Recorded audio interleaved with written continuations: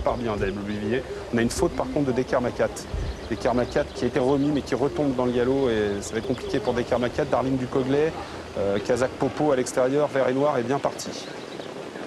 En assurant mais parti correctement. Diable du Vivier, vous le voyez, est bien en course à l'extérieur. Devant, le meilleur départ est à mettre à l'actif de Dircom du Vivier. Très bon départ également pour Dangerously, un cheval qui a du coffre et qui aime bien aller de l'avant dans un parcours. Bon départ de Dourazi du Roi et voilà Darling du Coglet qui est déjà en train de se rapprocher, le numéro 9. À l'arrière pour l'instant, vous voyez que Diable du Vivier, Kazakh Écuyer est bien placé. Par contre Donakea qui partait en tête a perdu son avantage initial et se retrouve avec les derniers, notamment avec Derby d'Anjou numéro 14 et le 13 Dino du Château. Et devant c'est Dangerously qui a pris le meilleur, Mathilde Collet, 2 longueurs d'avance sur la favorite Darling du Coglet. Dircom du Vivier vient ensuite devant Dourazi du Roi avec Délai du Lion, Dandy de Béton dans cet ordre. On repère ensuite la Kazakh Rose de Dreamworld qui a fait la jonction en revenant des 25 mètres. Toujours en tête Dangerously qui est le meilleur. Dans son sillage Darling du Coglet, Dircom du Vivier en 3e position. Avec Dourazi du Roi, Dandy de Béton, Del du Luo qui viennent dans cet ordre. On retrouve ensuite Daimyo de Mai. Alors qu'on a au sein du peloton le numéro 16, Divine Jersey. À l'arrière toujours Diable du Vivier avec Derby d'Anjou, Donakea également à l'arrière du peloton pour l'instant. À un tour de l'arrivée. Avec le numéro 3, Dangerously qui est le meilleur. Darling du Coglet en 2e position.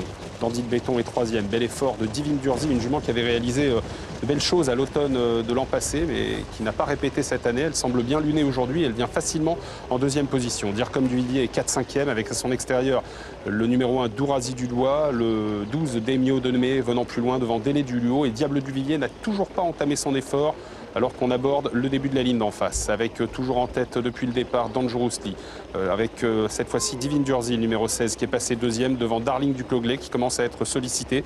Dandy de Béton est en 3e position devant Dircom du Vivier, Délai du Luo, Dourazi du Roi, avec Daimyo de Mai qui vient un peu plus loin, et Diable du Vivier qui enclenche maintenant et qui vient, semble-t-il, avec beaucoup de ressources à l'extérieur. Diable du Vivier qui se rapproche facilement, Kazakh L'Écuyer, et qui vient très facilement sur la ligne des chevaux de tête. David Thomas semble être plein gaz avec lui. Mais au bout de la ligne d'en face, c'est toujours Dangerously qui est le meilleur. Devant le numéro 16, Divine Jersey. Diable du Vivier s'est donc bien rapproché à l'extérieur de Délai du Luo, alors que Darling du Coglet semble avoir du mal à passer la vitesse supérieure. Un peu plus loin, on note la présence de Derby d'Anjou qui a essayé de suivre dans la ligne d'en face l'effort de Diable du Vivier. Dangerously est le meilleur. Divine Jersey s'accroche. Délai du Luo en 3e position avec à son extérieur Diable du Vivier que David Thomas attend sûrement de lancer dans la ligne droite. Darling du Coglet va devoir repartir, mais ça semble compliqué pour Darling du Coglet qui rentre dans le rang à présent. Entrée de la ligne droite avec Dangerously qui a toujours le meilleur, mais Diable du Vivier facilement à son extérieur. Divine Jersey, Délai du Luo devant Dandy de Béton. Derby d'Anjou a du mal à négocier l'entrée de la ligne droite et c'est même télescopé avec Dourazi du Roi. Mi-ligne droite maintenant, 300 mètres de course encore avec Diable du Vivier qui semble prendre le meilleur sur Dangerously qui est toujours en 2e position. Dandy de Béton termine bien en compagnie également de Divine Jersey qui essaye de se relancer, mais Délai du Luo lutte également pour les cordes, les places à la corde. C'est Diable du Vivier qui s'impose très facilement, le cheval de classe du lot dans cette épreuve. Diable du Vivier s'impose. La 2e place pour Dangerously, la 3e pour Dandy de Béton et la 4e pour Délai du Luo, le numéro 5. Victoire du numéro 15, Diable du Vivier. David Thomas nous avait dit, s'il répète ses échauffements, ça va aller.